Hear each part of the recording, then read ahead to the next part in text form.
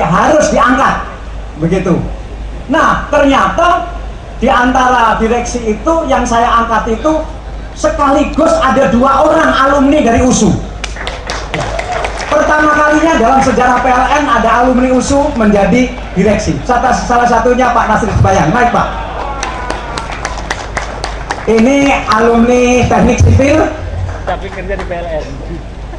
Yang ketika Pak Rektor, saya buka aja, ketika beliau jadi mahasiswa, beliau adalah aktivis, pekerjaannya demo terus, dan pernah diberhentikan oleh rektor. Iya Pak Nasri ya? Oh, Pak. Karena pernah ditahan oleh Korem, jadi oleh rektor diberhentikan sebagai mahasiswa. Tapi rektornya rupanya sangat baik setelah persoalan selesai, karena rektornya kalau nggak memberhentikan, rektornya yang diberhentikan. Sehingga oleh rektornya diangkat kembali dan akhirnya lulus dan sekarang menjadi direktur PLN. Nah, saya pesan kepada beliau, terutama dari alumni USU ada 2 orang, kita malu ada 2 orang alumni USU tetapi Sumatera Utara krisis listrik. Saya tidak bisa terima. Waktu itu sebetulnya pengen saya selesaikan, tetapi karena waktu itu kepada Bapak Presiden saya janji dalam 3 tahun seluruh listrik Indonesia saya selesaikan bersama teman-teman. Tapi belum 2 tahun saya sudah diberhentikan untuk diminta jadi menteri. Saya kepada Bapak Presiden sampaikan, Pak saya jangan diangkat jadi menteri. Sampai nangis saya, Pak saya jangan diangkat jadi menteri. Saya direktur PLN saja. Saya masih punya utang di Medan. Saya masih punya utang di Kalimantan Selatan. Jadi meskipun saya menteri BUMN, saya tetap merasa punya utang di Medan ini. Dan soal mati listrik sebetulnya sama sekali bukan urusan saya. Itu mestinya urusan Menteri ESDM. Tapi nggak apa-apa lah. Pokoknya karena semua SMS menuntut saya. Oke, saya atasi. Sampai 2 minggu yang lalu saya tidur di proyek di Pangkalan Susu. Dan dari situ saya tahu kenapa sebabnya. Ternyata tower-tower listrik yang menuju Pangkalan Susu itu tidak bisa berdiri. Pak Nasri sudah perintahkan, Robert naik. Ini manajer ini alumni USU juga, Fakultas Teknik Elektro.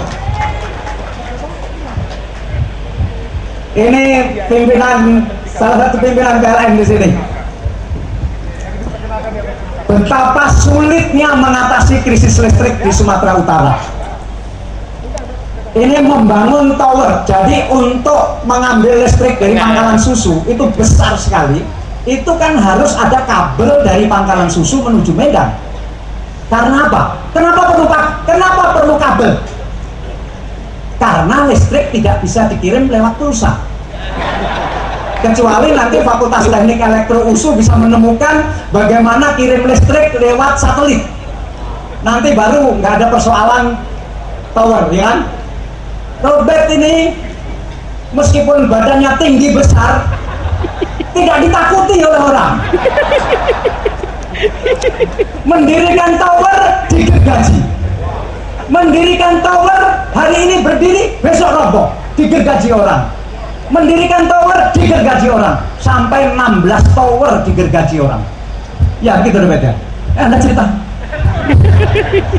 Betul Pak, jadi memang kami sudah berkoordinasi juga dengan aparat kepolisian. Memang selama ini kami dengan Polres dan Polsek Pak. Waktu seminar energi kemarin kami akan bina juga dengan Polda, tentu saja dengan TNI, untuk memberikan arahan kepada warga agar rela dilintasi listrik dan tidak mengganggu aset vital nasional berupa transmisi.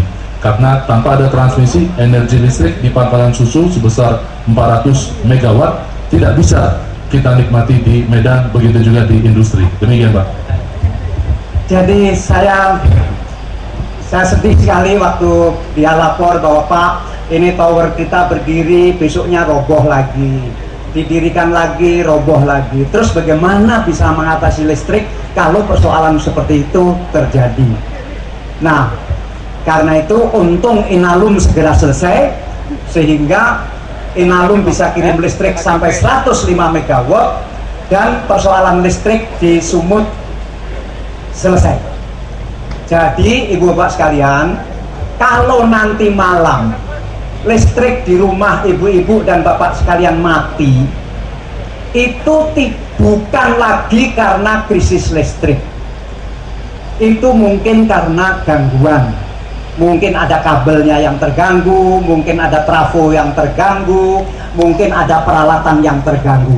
Jadi kalau nanti malam atau besok pagi di rumah Anda listriknya mati, jangan masih berpikir Sumatera Utara masih krisis listrik. Tidak. Listrik sekarang sudah cukup untuk sekarang. Bisa saja 6 bulan lagi tidak cukup lagi karena pemakaiannya naik terus. Tapi sekarang sudah cukup. Kalau Pangkalan Susu 6 bulan lagi bisa masuk, tower-towernya bisa berdiri, 6 bulan lagi pun sudah sangat cukup. Dan seterusnya. Jadi kalau ada mati listrik, tolong mengadu saja ke PLN, karena bukan karena listriknya tidak ada. Listriknya ada. Nah, kemudian Pak Nasri sekarang juga sama Robert juga sedang bertanggung jawab terhadap Asahan 3. Bagaimana Asahan 3 ini segera terwujud. Pak Nasri ini begitu lulus USU langsung ditempatkan di proyek Sigura-gura. Waktu itu belum kawin, masih perjaka dan masih muda. Dia ikut mengerjakan PLTA Sigura-gura.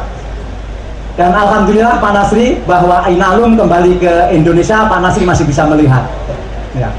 Dan saya harus mengucapkan terima kasih kepada pihak Jepang karena PLTA Sigura-gura, kemudian Tangga, kemudian Inalum diserahkan kepada kita dalam keadaan yang sangat baik. Jepang betul-betul memberikan contoh bahwa kontrak selesai, diserahkan kepada Indonesia, dan diserahkan dalam keadaan sangat prima.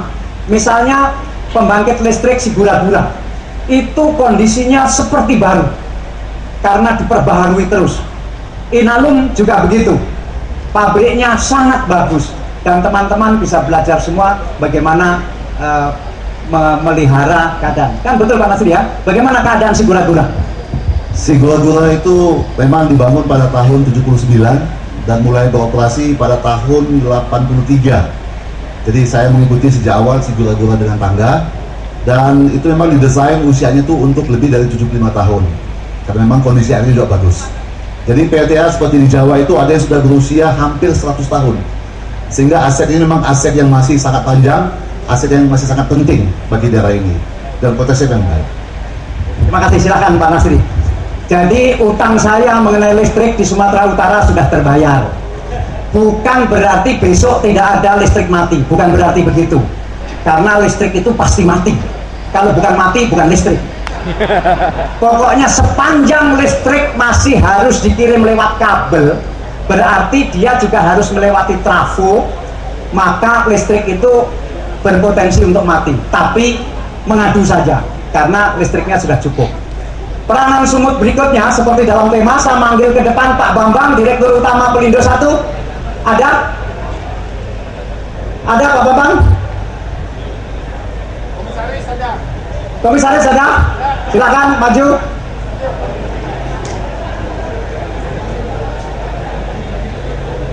Ini begini, Sumatera Utara ini tidak memiliki pelabuhan yang bagus, tidak memiliki. Pelabuhannya itu dalamnya cuma 8 meter, berarti tidak bisa disinggahi kapal-kapal besar.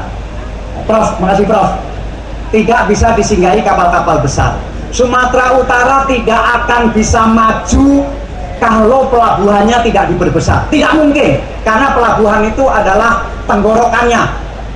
Jadi kalau tenggorokannya tidak diperbesar, tidak akan maju. Karena itu saya minta Pelindo 2 membangun dermaga baru yang kedalaman lautnya 14 meter. Dan itu nanti kita bisa bersaing dengan pelabuhan negara tetangga.